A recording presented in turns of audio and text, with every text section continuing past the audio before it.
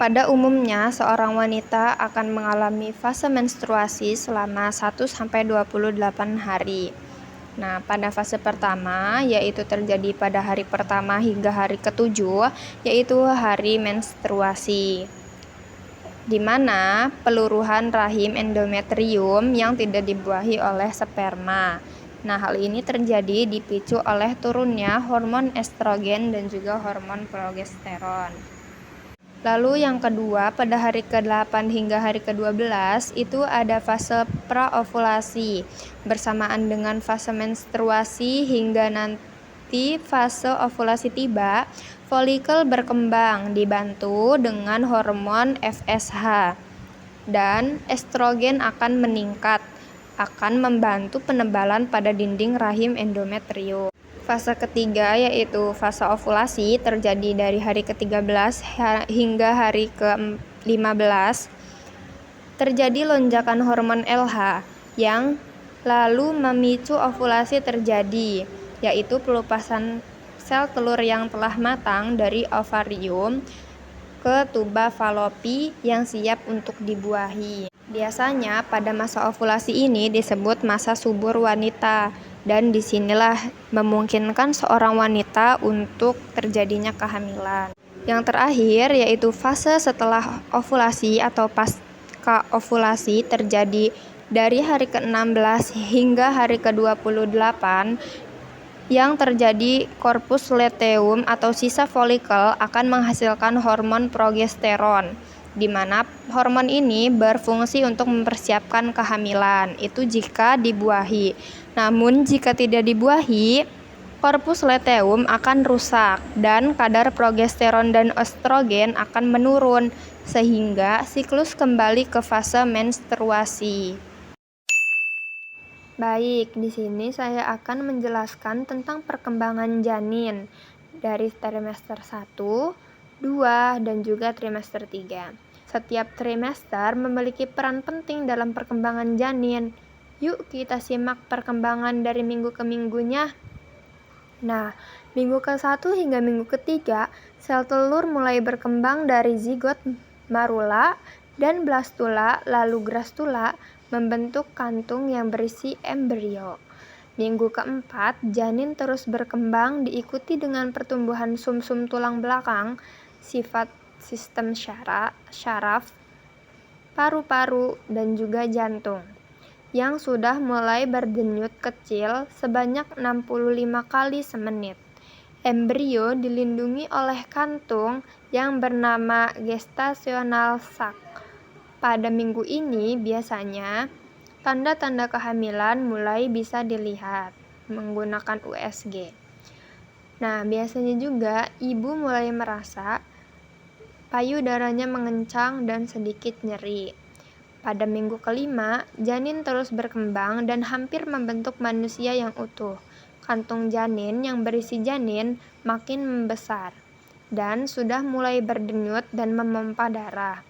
Minggu ke-6, tunas kecil yang menjadi lengan dan kaki janin berkembang, serta wajah dengan lingkaran besar untuk membentuk mata, hidung, mulut, telinga, rahang, dan tenggorokan sudah mulai terbentuk, dan janin mulai melengkung seperti huruf C. Pada minggu ke-7, perkembangan bayi dalam kandungan mulai terbentuk tangan dan kaki. Lalu minggu ke-8 hingga minggu ke-10 kehamilan, janin telah berukuran hampir 3 cm. Makin banyak bergerak dan makin terlihat seperti bayi. Pada minggu ke-11 hingga ke-13, otak janin berkembang dengan pesat, ginjalnya mulai mengeluarkan urin, dan jari-jarinya telah bisa mengepal seperti ingin meninju. Alat kelamin janin juga sudah mulai terbentuk. Panjang bayi di akhir trimester pertama ini bisa mencapai 8 cm. Pada minggu ke-14 hingga ke-18 ini sudah termasuk trimester kedua. Indera pengecap pada janin sudah mulai terbentuk dan bisa mendeteksi cahaya. Bayi dalam kandungan makin tumbuh besar dan alat kelaminnya terbentuk dengan baik, sehingga sudah bisa mulai terlihat jelas saat pemeriksaan USG. Pada minggu ke-19 hingga ke-22, perkembangan bayi dalam kandungan sudah bisa mendengar suara ibu dan sekitarnya. Janin akan lebih banyak menelan dan memproduksi kotoran atau mekonium dan sangat aktif. Nah, di sini biasanya kita sudah harus memulai komunikasi dengan sang bayi. Untuk sang bayi bisa mendengar kita walaupun dari dalam. Minggu ke-23 hingga ke-29, alis dan rambutnya mulai tumbuh di minggu serta berat badannya makin bertambah karena sudah memiliki lemak janin dan mulai bisa menghirup dan mengeluarkan cairan lewat dari plasenta atau air ketuban yang merupakan petanda baik karena ia berlatih untuk bernafas. Bayi dalam kandungan sudah bisa membuka dan menutup matanya, mengisap jari-jarinya, bahkan cegukan. Nah, hal yang dilakukan ini bisa membuat Bumil merasakan geli. Pada minggu ke-30 hingga ke-35, ini sudah masuk trimester ketiga sampai minggu ke-41. 30 sampai ke 35 ini tendangan bayi akan lebih terasa kuat dan Bumil mungkin merasa mengalami kontraksi palsu. Nah, selain itu, rahim yang kian membesar bisa menyebabkan nyeri ulu hati dan juga sesak pada ibu. Bumil akan merasa seperti tidak nyaman saat tidur. Sistem pusat paru-paru dan ginjal janin makin sempurna, tetapi pergerakannya tidak sesering atau seheboh sebelumnya.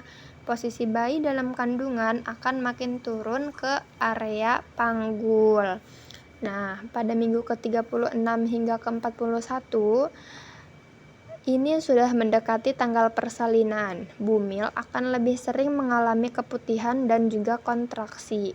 Air ketuban mungkin akan pecah jika ini terjadi. Artinya, Bumil akan memasuki persalinan. Segera pergilah ke rumah sakit terdekat tempat Bumil berencana melahirkan. Jika ciri-ciri mau melahirkan untuk mendapatkan pertolongan persalinan yang aman dan tepat. Terkadang, ibu hamil mungkin ada yang belum menunjukkan tanda-tanda persalinan, meskipun sudah melewati waktu perkiraan lahir atau HPL ya. Jangan khawatir jika Bumi mengalaminya, karena hal ini bisa terjadi. Namun, jika usia melebihi minggu ke-42, barulah perlu menjalani prosedur induksi persalinan. Oke teman-teman, terima kasih sudah menonton videonya.